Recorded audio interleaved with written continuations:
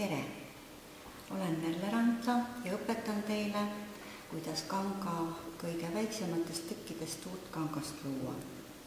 Selleks läheb vaja erinevaid kangatükke, siis läheb vaja salvrätikut, kääre, nööpnõelu ja õmblusmasinat. Need kangatükid on tõesti pisikesed ja jäägid, mis on igasugustest õmblustöödest siis üle jäänud ja midagi ei ole ära viskanud, et isegi sellised vahvad niidijupid võivad siin olla, et kõik läheb uuesti nii-öelda tootmisesse, et midagi kaotsi ei lähe ja ükski asi ka prügikasti mitte. Selleks tuleb siis võtta salvrätik, see peab olema kindlasti salvrätik, mingi muu rätik ei sobi, näiteks köögikäterätik kindlasti mitte ei sobi. Ja nüüd tuleb hakata lihtsalt neid tükikesi siia salvräti peale laotama.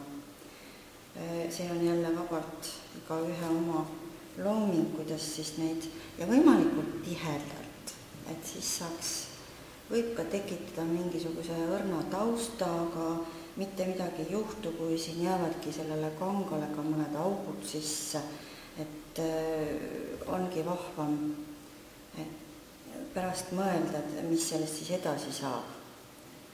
Et niimoodi peale siis udistada siin neid tükikesi. Nüüd, miks just salvrätik? Salvrätik sellepärast, et me pärast peseme selle salvräti välja ja meil jääbki ainult see kangas. Natukene jääb siia siis ka seda salvrätikut külge, aga see on niivõrd vähene, et seda praktiliselt ei ole üldse näha. Aga kui me tahame teda sellist paraja paksusega ja tihedat, siis tuleb ta ikkagi niimoodi paigutada, et võimehe jääks. Nüüd on näha, et nõelad on siin sees. Väga tihedalt ei olegi vaja, sest me hakkame neid masinaga õmmeldes järjest eest ära korjama, sest üle nõelte õmmelda ei tohi. Pisteid võib valida ükskõik milliseid. Mina võtan kõige tavalisema otseõmbluse ja hakkan sellega siis seda masinat, seda kangast, uut kangast, kes siin all niimoodi keerutama. See võtab natuke aega, enne kui kõik saab. Kui tihedalt seda teha, no üpris tihedalt, pärast on näha, kui tihedalt see siis on. Algul läheb aeglasemalt. Kui juba nööpnõelad välja on saadud võtta, siis saab juba natuke kiiremalt edasi olla.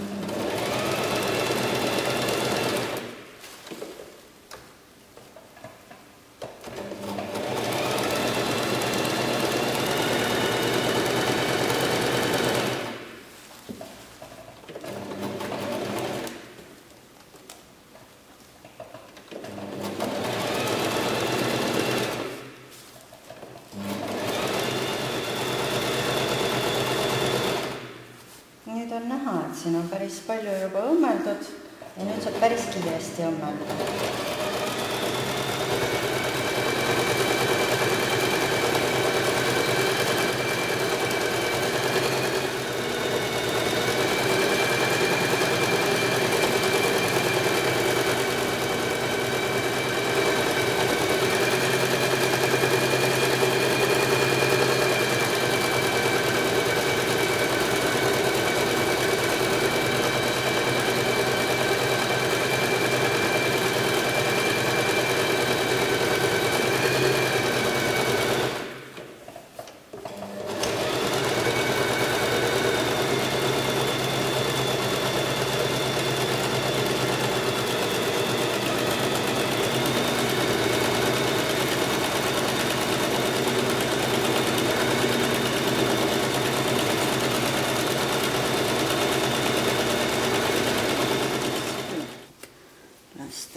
paneme sooja vette ja hakkame lihtsalt tugevalt pöörama. Ja siis praktiliselt pole seda nähagi, et siin midagi oleks peal. Õmbluste kohale natukene jääb teda sisse, aga see on minu meelest ainult vahva.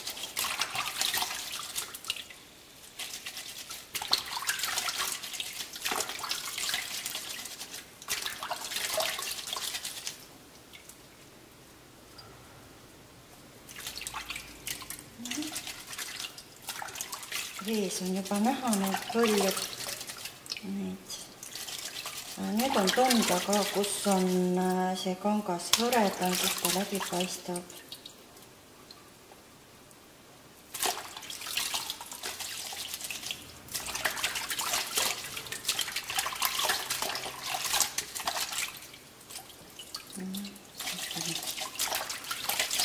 Nüüd on meil kangas valmis, kuivatatud, pressitud ja kui ta nüüd kujutame ette, et meil on ta veel palju suurem, siis annaks temast päris palju asju teha.